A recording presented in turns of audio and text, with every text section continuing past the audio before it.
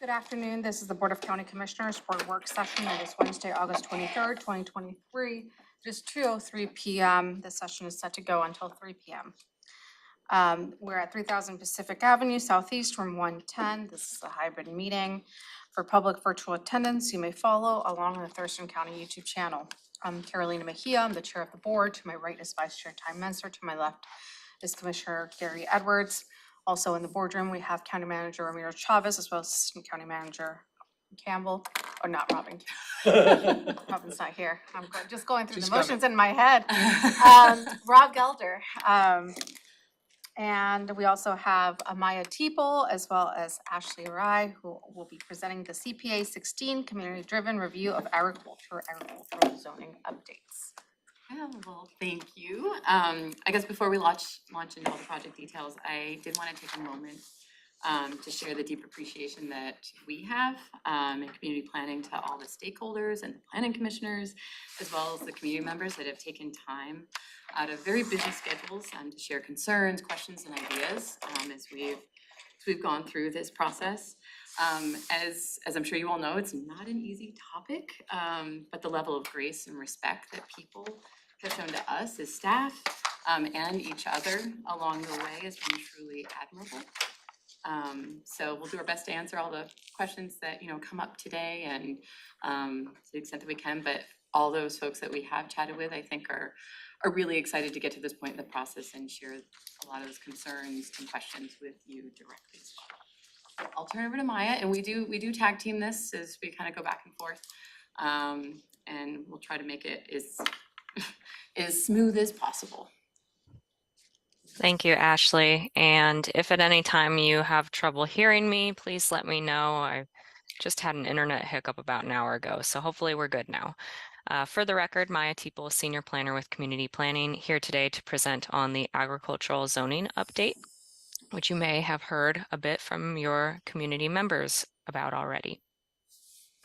A little bit of background about this project. We are referring to it as the agriculture zoning update for just sake of ease and having a name for the community, but it's part of docket item CPA-16, which is the community-driven review of agriculture policies and programs. And today at this briefing, we'll talk about the process that was involved and the public comments that we've received and the major themes in those public comments.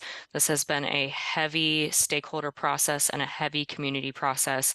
We've done a lot of community engagement on this project and gone over and beyond the requirements that would be for a typical comprehensive plan amendment. I'll go through the Planning Commission's recommendation and also the alternative option that the Planning Commission arrived at, and we'll talk about the next steps for this project. So just to recap on components of docket item CPA-16, the agriculture zoning update is just one component of that larger docket item. And what this project does is reviews the zoning designation and the criteria, the policies that live in the comprehensive plan for the county's long-term agriculture zone and land use. And this is the zone and land use that the county uses to protect land for future agricultural uses. Other components of docket item CPA-16 are being reviewed on separate tracks. The board has already seen some of these. These include things like permit streamlining, transfer and purchase of development right program updates, and then some of these the board has already taken action on, like the open space tax program amendments. Those went before the board earlier this year. And then the ag critical areas update. So docket item CPA-16 is really a large project. The agriculture zoning update is one component of that. And I will get into a little bit more about the drivers of this project. So in 2019, this was when Thurston County last completed our periodic comprehensive plan update. And in response to public comment from the agriculture advisory community and also a recommendation letter from the Planning Commission, the board developed docket item CPA-16. We received a lot of comment during that periodic update that the county needed to do more to protect agriculture. And that was how this docket item was born. Then in early 2020, the county received an appeal from FutureWise on the comprehensive plan update, specifically on the long-term agriculture zoning and designation, because allegedly FutureWise alleged that we were not using the most up-to-date soils. We looked at that. The county was using 1990 soils information. So that was added into CPA-16 to review and look at our soils information and consider more up-to-date available information. And then after that was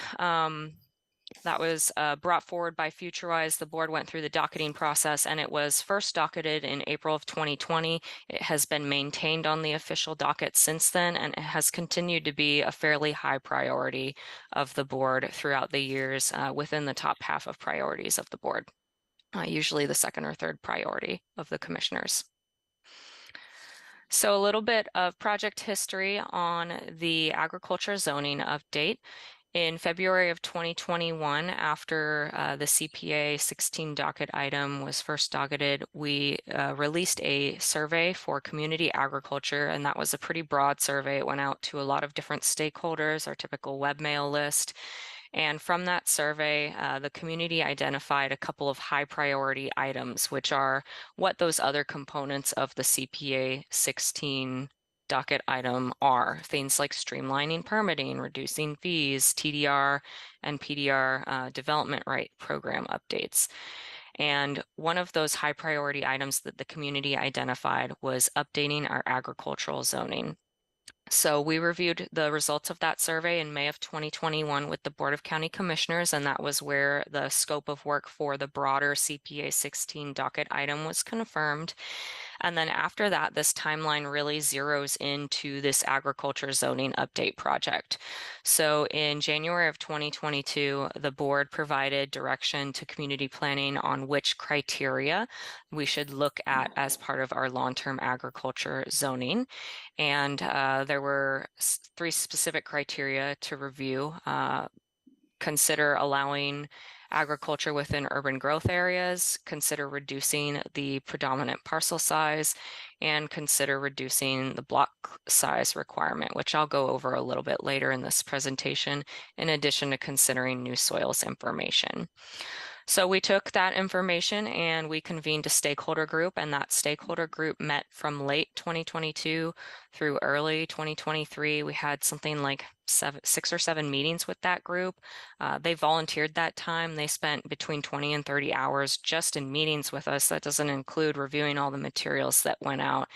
And from that work group, they produced some recommendations and themes around those designation criteria. And we came out with the first set of maps after that. And then we took those first set of maps to the community. We held 4 community open houses. These were in different locations throughout Thurston County. We had fairly good turnout at those open houses. And that was the first real look that the community got. And after that, Planning Commission review started. We began that in the early May, and that went through early August. And we had 6 meetings with our Planning Commission. We held a public hearing on June 21st. And following that public hearing, the Planning Commission made several adjustments to those maps based on the public comment that they received. And most recently, just this week, we held an open house with the community to review those new maps that the Planning Commission produced out of that final process, including the Planning Commission recommendation and also the alternative map that the Planning Commission considered. There were about 10 to 20 folks at that open house on Monday night. So again, fairly good turnout. We actually did a mailing for that open house, so everyone that was affected was notified of that opportunity to come and chat. And I fielded lots of phone calls leading up to that. So we talked to a significant amount of people about the proposed changes before that open house. So a little bit of overview about what the agriculture zoning update is, what the land use designation is, and why we're doing this. So long-term agriculture is both a land use designation that lives in the comprehensive plan and also a zoning district. That means that along with the policies that are in the comprehensive plan, there's also specific development regulations that live in the county code that guide what people can do on their property. Things like how many houses can be put up, what types of uses can occur within that zoning district. And the county is required to protect lands for future agricultural use under state law. So like other resource areas like mineral lands and forestry and agriculture, we have to protect all of these areas to ensure there is enough land supply for thriving, to support a thriving agricultural economy. And we have to review and designate these through a county-wide process. So we can't do it on a parcel by parcel look. We have to look at the whole county when we update this designation and go through a mapping exercise. It gets applied uniformly across the county. So the designation is intended to protect agricultural land.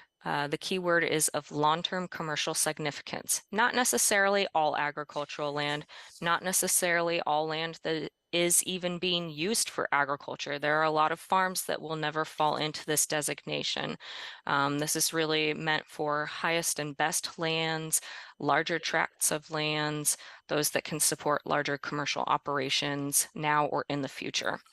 And the county determines where these lands, which lands are protected through a set of designation criteria, which are policies that live in the comprehensive plan. And those criteria look at things like soils, which is the primary thing that we were challenged on in 2020, but also things like the parcel size, proximity to urban growth areas, and how much acreage a larger tract of land is in order to be included. So there's a lot of guidance in state law around the criteria we consider, and the county has some flexibility in what those specific criteria look like, and that's what we've reviewed through this process. So just to take a look at the Cliff Notes version of the county's current criteria for how we protect these ag lands, this is a slide that summarizes that criteria. This is not the exact wording that lives in the comprehensive plan, but for soil type, we use currently predominantly prime farmland soils. That is one of the things that is recommended for a change with these new adjusted maps. Proximity to availability of public services. So typically these areas have to be located outside of urban growth areas and outside of projected water and sewer availability in the 20-year planning time frame. That is something that was considered by the stakeholder group, and ultimately no change was recommended on that. Land capability and tax status. So lands that are primarily devoted to or capable of being used for agriculture. And the main clause in state law that relates to capable of being used is the underlying soils information.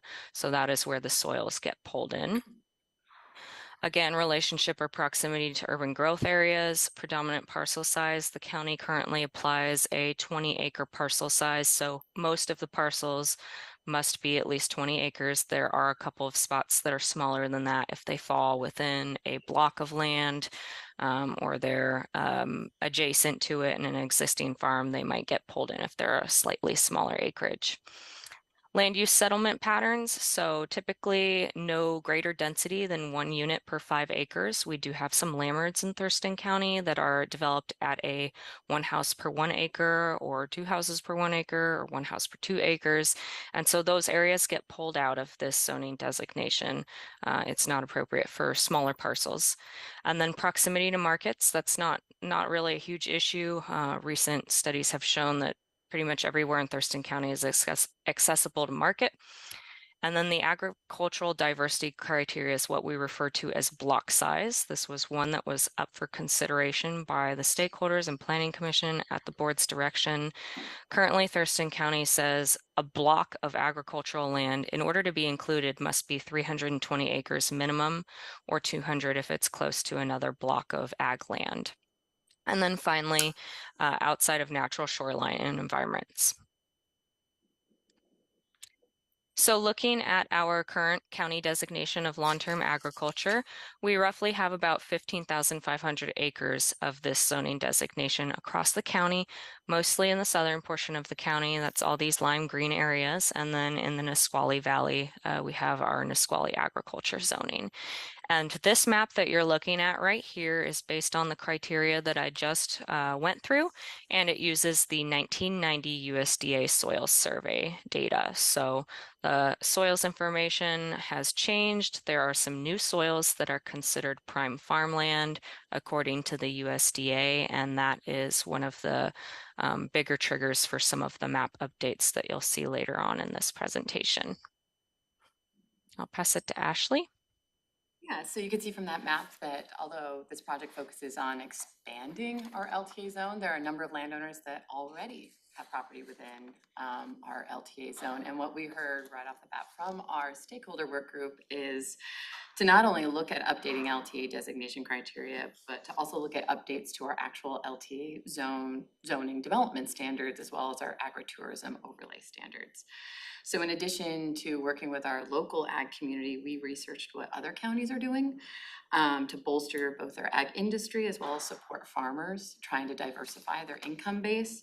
And so what we came up with is a package of code amendments that are included in the proposal that do expand the list of permitted ag uses, sort of brings them into the 21st century because our current development standards were adopted in the 90s, as well as clarifying standards to help streamline that permit process for folks looking to do something different on their land. And Maya, oh, no, I guess the next one's me too. So Maya's covered a lot of this, but I just wanted to give you a little bit more insight into the public outreach we did. We have tried to reach as many people as we can. This is always probably the most challenging part of a public planning process.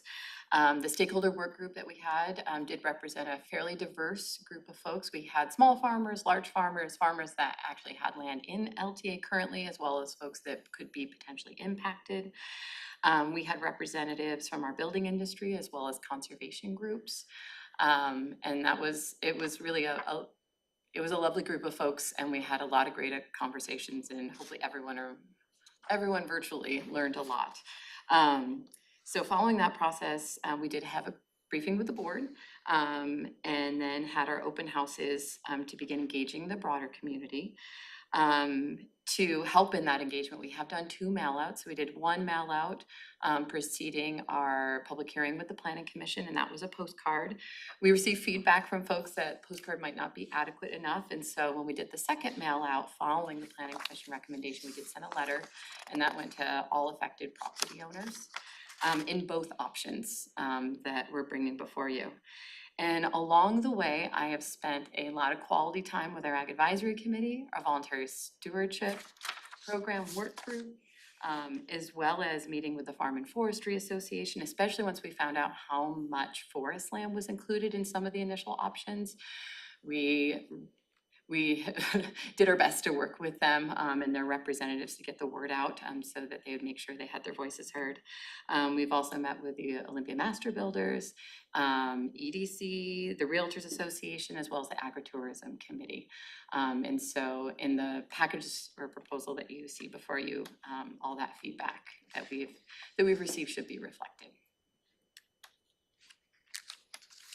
And so going through some of the comment themes, most of these 83 comments we received for the Planning Commission public hearing process, but we've continued to receive them, and they are included in the board's packet if they have come in since that. I think we've even received more than this in the last day. But the primary concerns that we heard from the community were concerns over co-designation of agriculture and mining. We heard concerns over primarily wooded properties being included in ag, and that cutting down all the trees may not be the best use of the property.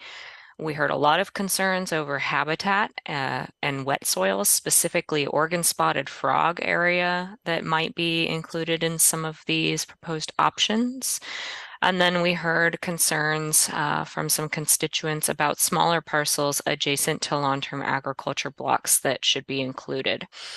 We also received comment to consider the farmland of statewide importance. That's a new clause under state law to consider those farmlands, to consider options for landowners to opt into the designation and voluntarily protect their land and parcel from subdivision, to consider the McAllister geologically sensitive areas and whether exclusion of agricultural areas from that is appropriate, to consider funding for lost development rights. That's been a common theme of a lot of the individual landowners that are affected by the proposed update. And then we did receive some suggestions for clarifying language in Chapter 3. So I do want to touch on how some of those were addressed. The Planning Commission did consider many of these comments and make changes to the options based on these public comments and going through that. So regarding agriculture and mining, the co-designation conversation, if you were here a few years back, that was a huge piece of the conversation, and ultimately the county reversed position on that and co-designates those two lands. In response to the comments received, the Planning Commission changed some of the policies in the comp plan to allow for additional accessory uses of mining in agricultural designated lands. And they also recommended that all of the existing mining operations be removed from LTA designation on the basis that if they're already operating, they are not preserving those soils under best management practices. So the USDA soil survey, that's a snapshot in time from 1970, 1980, sometimes earlier than that. It may predate those mining operations. And so following a mining operation, the soil really changes. Regarding properties that are wooded, as Ashley mentioned, we met with the Farm and Forestry Association. The Planning Commission considered that, and they ultimately determined to exclude lower classed soils with a classification between 5 and 8, and also 4W soils. That doesn't address every forested property, but it addresses most of the ones that were pulled in. There were a lot of designated forest land properties that were pulled in initially, and now they are not in the maps moving forward with those changes. Oregon spotted frog habitat and wet soils. Again, soils with a class of 5 through 8. Planning Commission excluded those. Those are lower classed soils. They have lower capability. And 4W is one of the primarily wet soil types. So those were excluded based on their lower capability. Smaller parcels and contiguous farms. So the maps that you'll see coming up are adjusted to pull in adjacent parcels that are smaller than 20 acres if they are currently used for agriculture.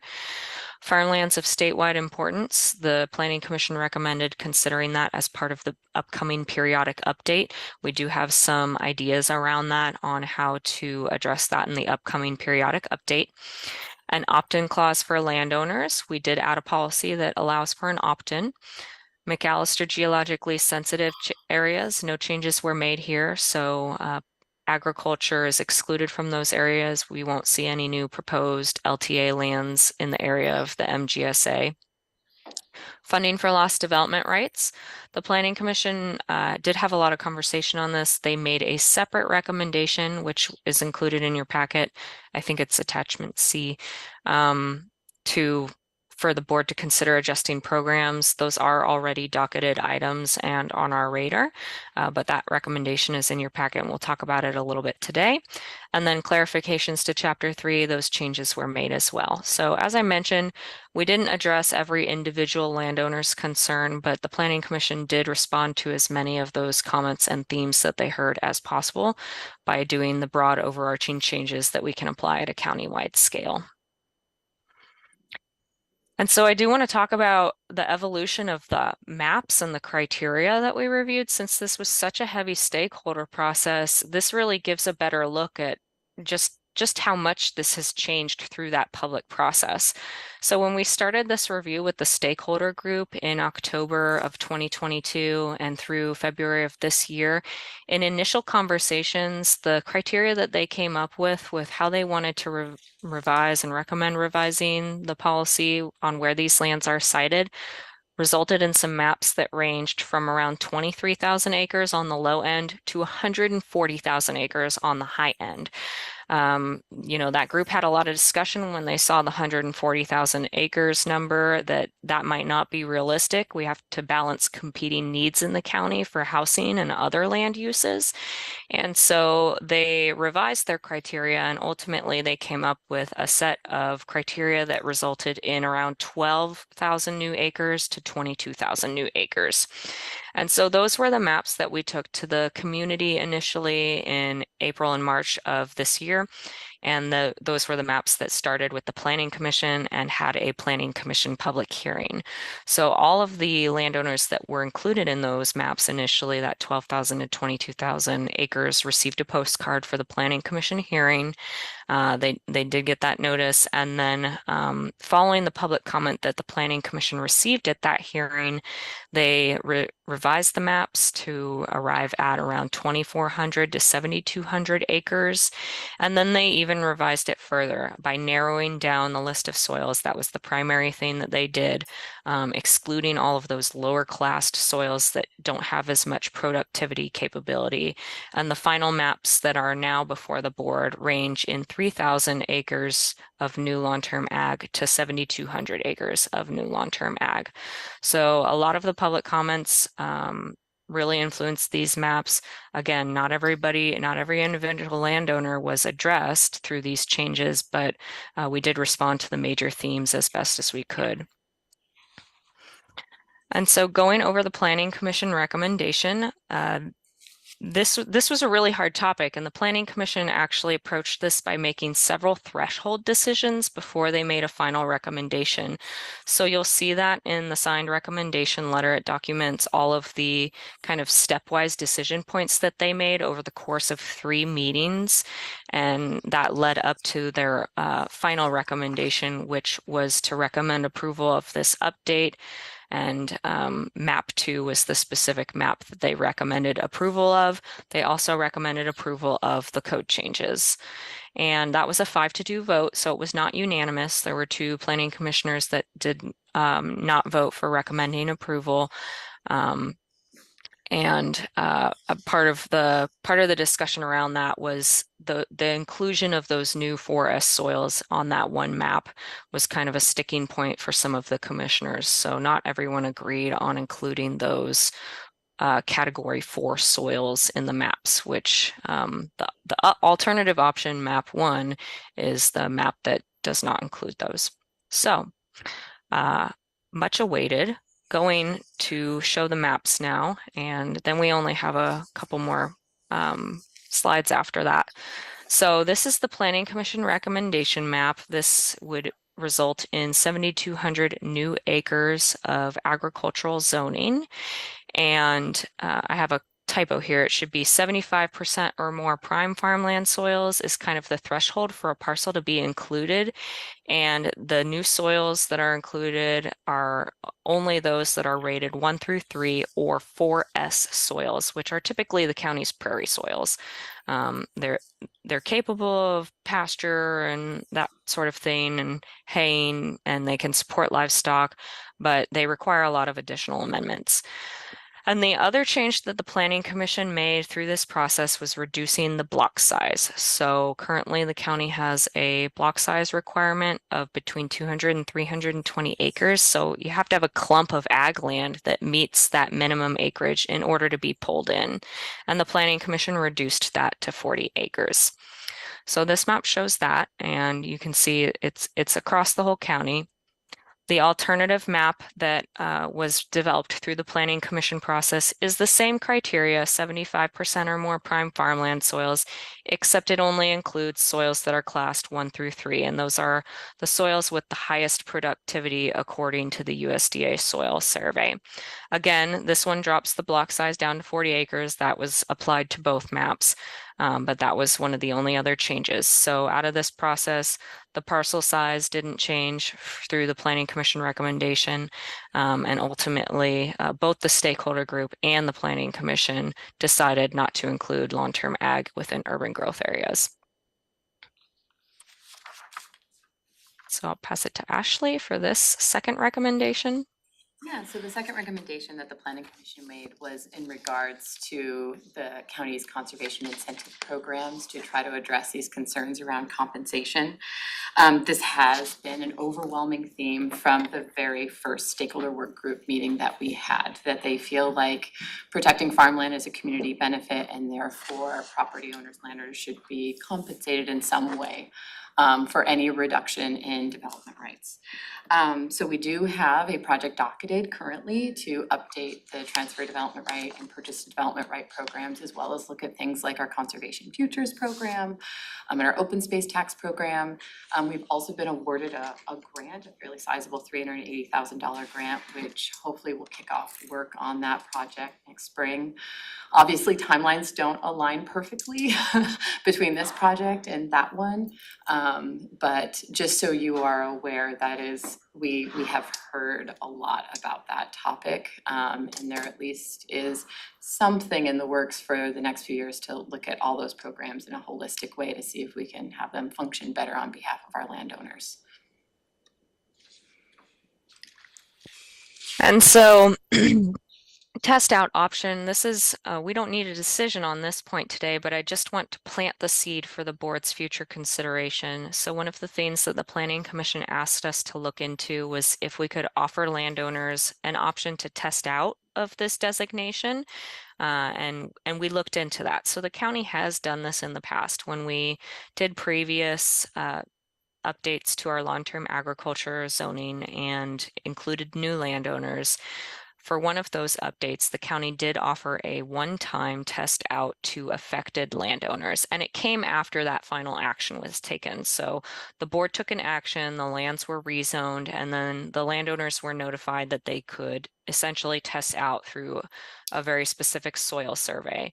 There is a cost associated with that, so the county did have to hire a professional consultant to develop a methodology, and then individual landowners had to hire third-party consultants to review their property and provide a soil survey that was consistent with that methodology.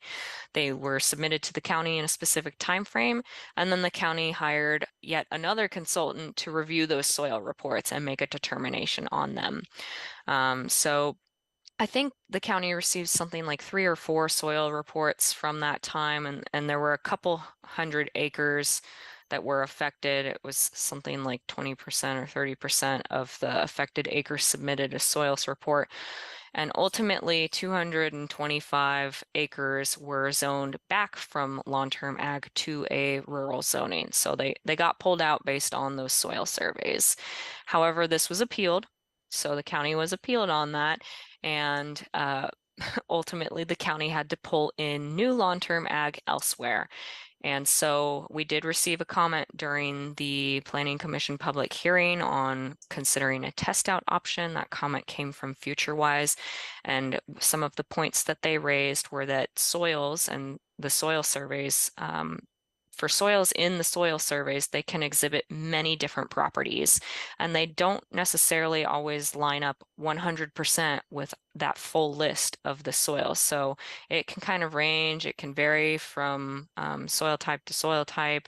They might overlap some soil properties, so it can be really hard to make a call whether or not it actually matches the given soil type that's mapped. So if the board wishes to do a test out option at a later date, that's something that we can certainly consider following any sort of final action, and we can just go over the ramifications of that at that time in more detail. So next steps for the project. This is our last slide, and just to go over the next steps, the options that are before you, map 1 and map 2, have not received public comment during a public hearing. They are developed based on public comment. So we would love to move forward both of these maps to the public hearing when that time comes. right now we're prepared and poised to move forward, request that hearing on September 5th for an October 3rd date, and that would keep this project on track for a final action by the board by the end of the year. And we do plan on doing another mail out for that public hearing. So if we move forward with that, we'll prepare a mailing that'll go to all the affected landowners. Alternatively, we have an additional briefing time on September 7th. So we have about 20 minutes for questions, and if we need more time, we're happy to have that September 7th briefing to have a more continued conversation on this. And that concludes my presentation. We'll open it for questions. I can stop sharing the screen unless folks want to jump back to something. Thank you, Maya. We'll stop sharing for now, and then if a commissioner wishes to have a slide pulled up, then we can do it at that time.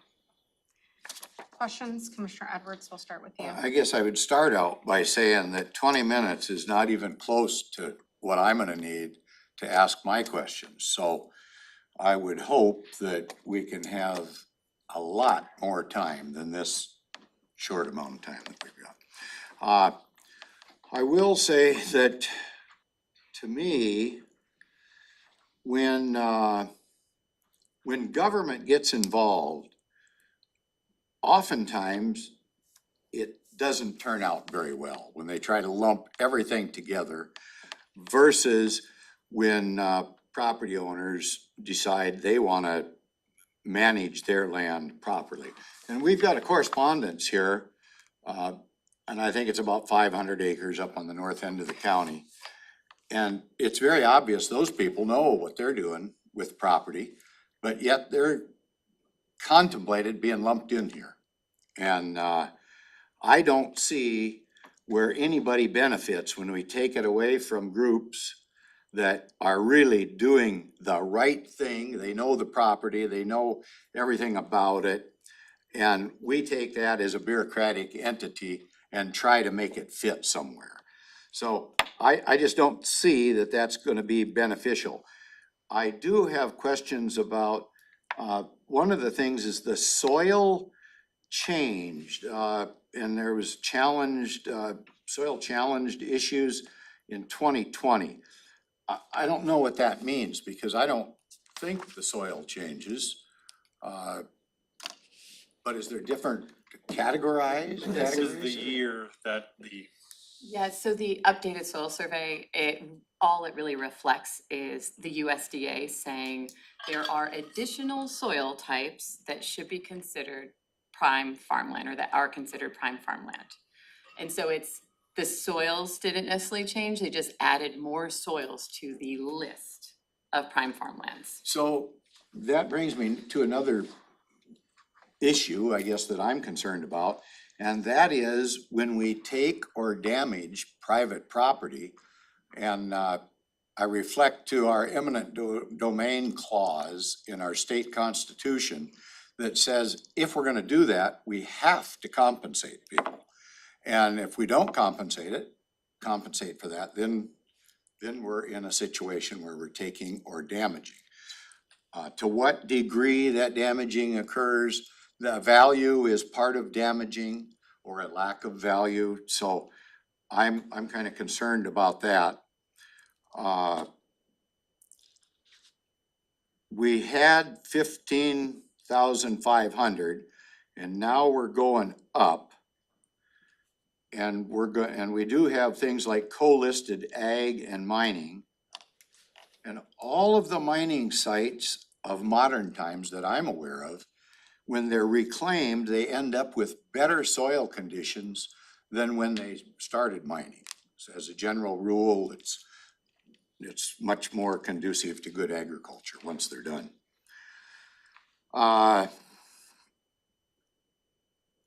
I'm really concerned as you talk about these 4G soils? 4S. 4S Think soils. S for stony. And my concern, when you take a lesser quality soil and you try to have that come to change that to a higher quality potential, the only way to do that is bring in a bunch of chemicals. And I don't think adding chemicals to soils, because if you add the right chemicals to your bum soil, you can grow anything you want. But it's also damaging to the environment. So when we manipulate the soil types, I'm not sure that's beneficial. I think we ought to stick with what Mother Nature gave us. And, you know, there was some mention today about you could do hay or grazing or that kind of thing. But is that the highest productivity for that particular acreage, so that we're kind of forcing those individuals into poverty by not allowing them to do what they need to do? So I'm not gonna hog the show here, because I think we're gonna have another session on this. And we do have a full hour on the 7th of September. Questions? Everything you said, Commissioner, remember that when we're talking about lakes. Just file that away. I don't like Every- chemicals in lakes Everything you either. just said about soils. Yeah, this is really complicated topic, and I've already had an hour of just firing questions at Ashley, so my questions will be really scattered because I got the gist of it, but little things that came up today.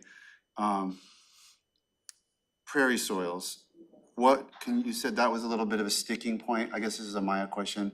Can you explain a little bit more about what's the policy consideration of including 4S or not including 4S? What were the concerns of the planning commissioners that didn't want it included versus the ones that did? Yeah, I can take that, Maya.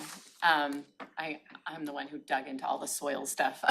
But yeah, so with the prairie soils, it is where we have a lot of our existing, livestock operations, and there is farming going on there. However, if you look at the soil survey, those soils are considered only prime farmland if irrigated. And if they are not irrigated, and this is the language out of the soil survey, not ours, they're considered to have very severe limitations because they're stony and, subject to drought. So the planning commission really heard from both sides, folks that said, hey, we do have livestock operations going on here. There is farming occurring, so they can support farming. On the flip side, they heard from folks saying, yeah, but there are very severe limitations that might be one of the only types of farming that can occur on those soils. It's also very difficult to till them, and that's information I got from our NRCS regional rep. So they're a unique soil type that we have here in the county, and you'll probably hear from a lot of folks about them. But taking it up a level, what is the driving motivation? I mean, is it, so people are doing the livestock on the prairie soil, you're saying, right now, without any zoning? Yes. So, great, they're doing it. What, then is the idea that by designating it, you are making sure it doesn't get developed into something that's not prairie or damaging or? Yeah, it would essentially what LTA zoning would do, because agriculture is obviously allowed in the current zone. So what the LTA zoning would do is limit the development potential. So instead of being able to, let's say, put a house on a 5-acre parcel, you'd have to have a minimum 20 acres for a development site. Well, how does the 4S designation overlay connect to pocket gopher soil? I mean, we deal with prairie and also the prairie, certain, I don't know if it's soil, but certain plants and stuff are critical area. And so we have prohibition against being able to develop or hurt that.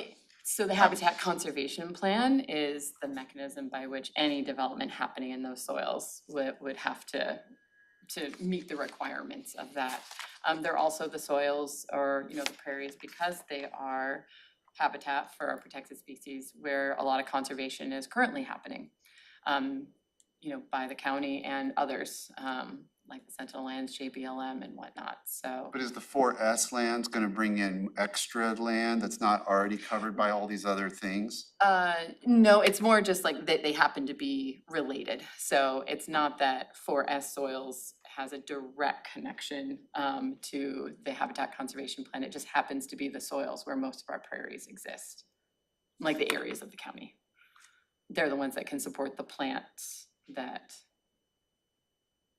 occur in those habitats. I'm still struggling a little bit. If I'm talking to one of the people that wants to include 4S in the zoning, what are they gonna argue to me is the policy reason why that is a good thing for us to do?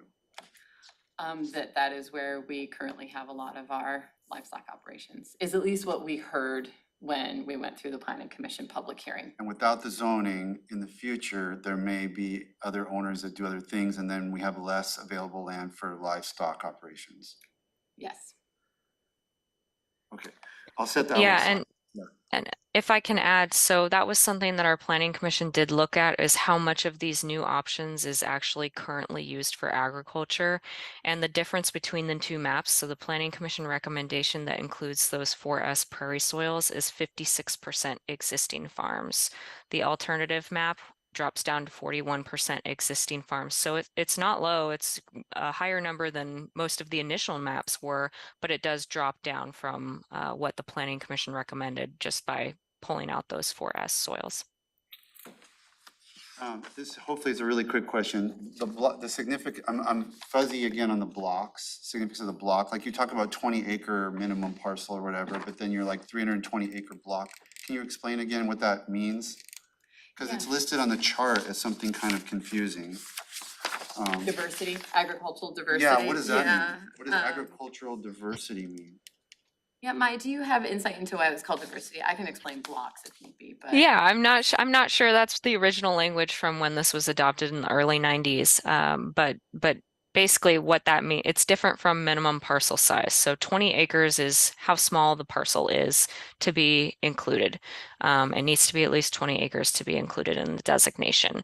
The agricultural diversity, which is what we're calling block size, is how big the clump of land needs to be in order to be pulled in. So all of the parcels together need to make up that minimum acreage in order to be pulled into the designation.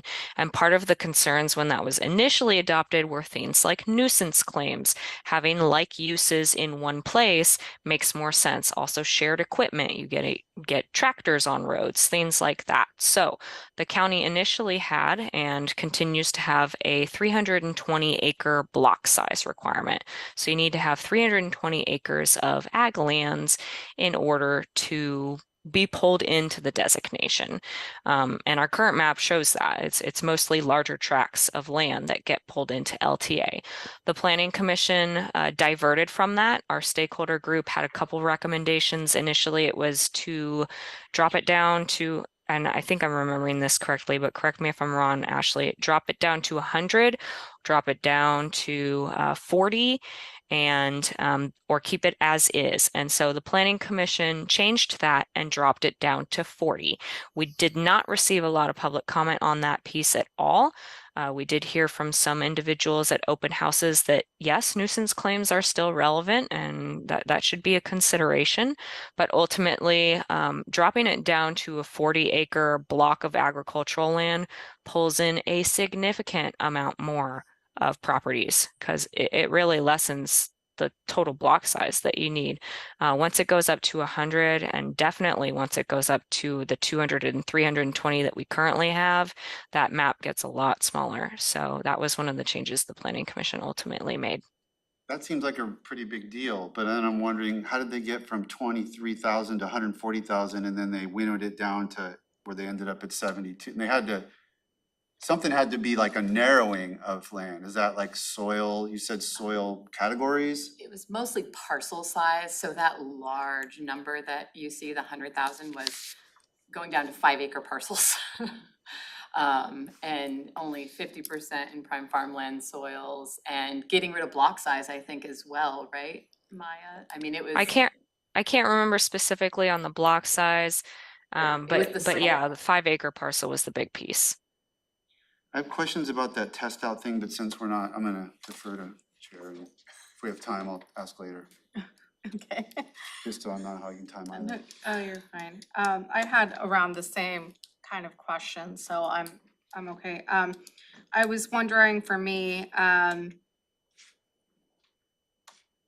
you know, kind of in the process of the planning commission on why a mailing was not sent before that for those open houses. That was one of my line of questionings. I was wondering what is considered prime farmland soil per the USDA survey? Like, how was that collection, like, how did they collect that? And I saw a lot of comments about a voluntary program, right? And so I know that kind of the pros and cons of that, and was that something that was considered in the stakeholder group and kind of how those conversations went. I kind of wanted to touch more on the incentives because that was definitely something that I saw, and I know that a planning commission made a recommendation, but I kind of want to touch more on it because I think there were different kind of incentives that were mentioned in public comment. And so I feel like the planning commission only addressed one aspect of it, but not the rest of it that were submitted. I also am wondering about, I also received a letter in regards to a farm, I think it's the same one that Commissioner Edwards addressed, and kind of the process where with forest land specifically, because that was one of the ones that I saw, and kind of discussing how those kind of got brought in, and specifically because I think, you know, when we talk about agricultural and forest land, I mean, this was something that I've been hearing about and just the differences between of them, and they're not really considered agricultural, but you know, with this specific, they're already working with DNR, and so just kind of those intricacies, and I know that this is a case specific aspect, but I'm wondering if more like those came up during the process. And then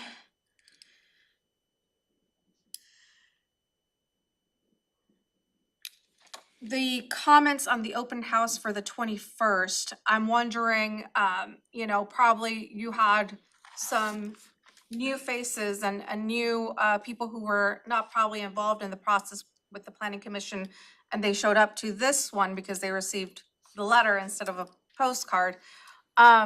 You know, kind of, were there additional new comments submitted with that kind of, you know, made you like, okay, well, maybe we need to change some, and kind of like, what will those suggested changes be from staff? You know, from the planning commission and new information that has come through after that open house, like, was there anything there where staff was like, okay, we did not catch that there and maybe we need to make some changes? So those are just my line of questions. Probably cannot be addressed. Need to come back on September 7th to continue the conversation. I see Ashley making. I've got a Copious bunch notes, so. here. I will, Commissioner Messer, did you wanna, I kind of, just so staff is. Well, okay, a couple things. And you have. Just additional real quick. One is that whole idea about the test out, and you said when we did it in the past, we were challenged, and then we were required to go find LTA elsewhere. I'd like to know more about that. Like, was there some quota of acres and we had to go offset acres? And that doesn't make sense to me, so I need to hear more about that. And then when you and I spoke, Ashley, I think it was I was there too, I think looking at my notes from that meeting, we talked a lot about the issue of prime if irrigated and how something Pierce County did and stuff, and none of that came up in this, and would like to hear, or like to hear my seatmate's response to that conversation we had. yeah, do you want me to respond now or do you want me to wait? I think just Yeah, just wait. collect. Take some notes. Just some Collect. topics to Okay, cover. no problem. I'm And collecting. I'll just follow up on Commissioner Mentzer's comments on prime soil. I don't know if it's prime. I think river bottom is always prime. Everything else is everything else. But even though you say that it's good soil for ag, without water, it's not worth a darn. And water rights are a big issue. They're not available. So we end up with a dust bowl on a piece of property that's supposed to be ag available. So again, I think it's just a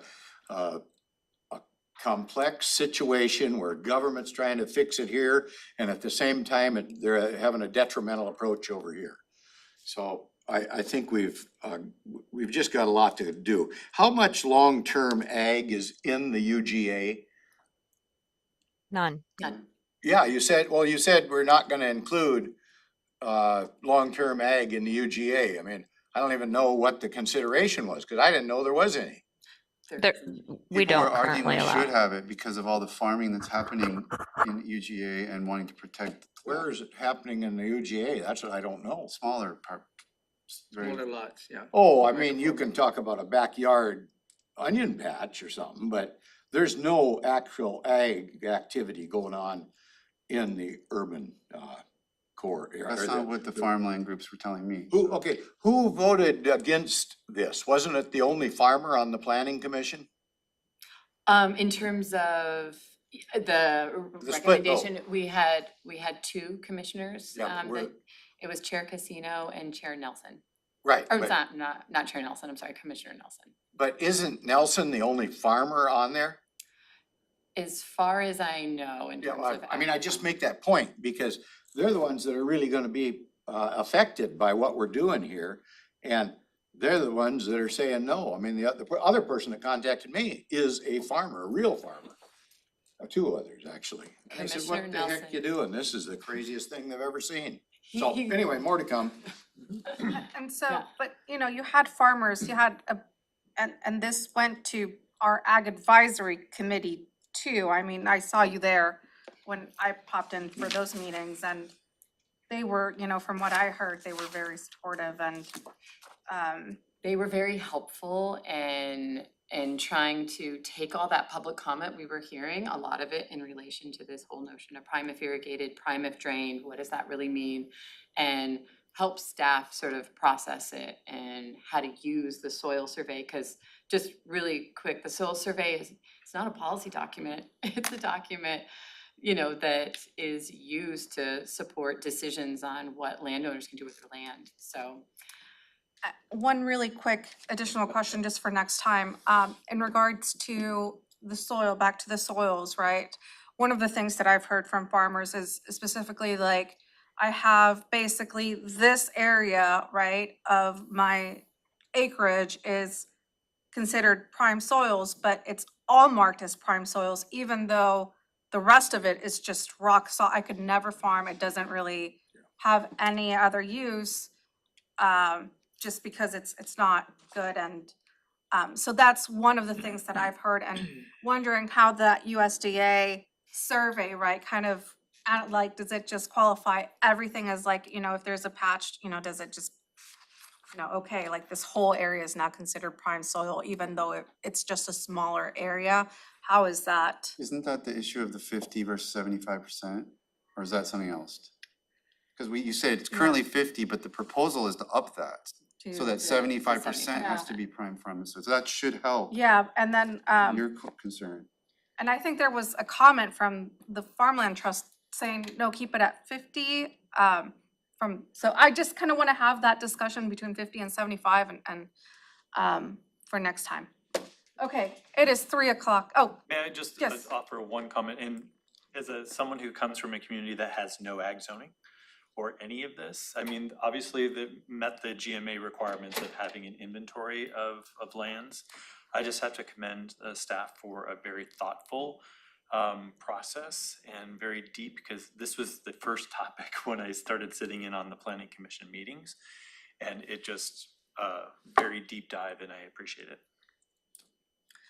And maybe for the upcoming meeting, if you can elaborate a little bit more the role of the future wise. There's a lot of nuances on when we went through the major comp plan amendment. We only did a little bit of a surface update on the agricultural element of the plan.